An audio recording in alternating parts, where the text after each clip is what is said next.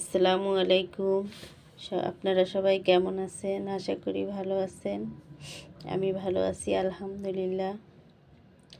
আজকে আমি সিমাই রান্না করব, তাই আপনাদের সঙ্গে একটু শেয়ার করছি।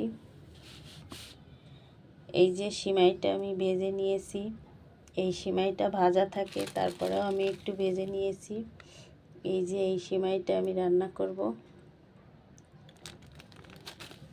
এখানে বাদাম, কিশমিশ, এই যে তেজপাতা, দারচিনি, এলাচ নিয়েছি।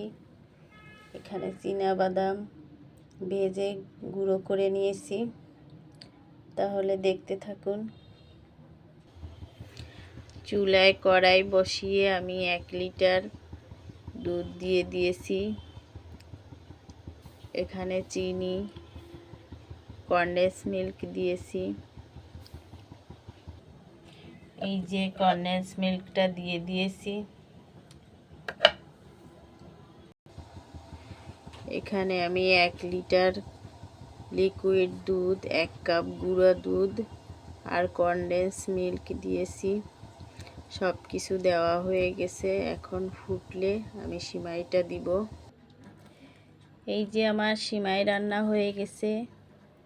কেমন হয়েছে কমেন্টে জানাবেন, লাইক শেয়ার করে দিবেন, ভালো লাগলে একটা সাবস্ক্রাইব করে দিবেন।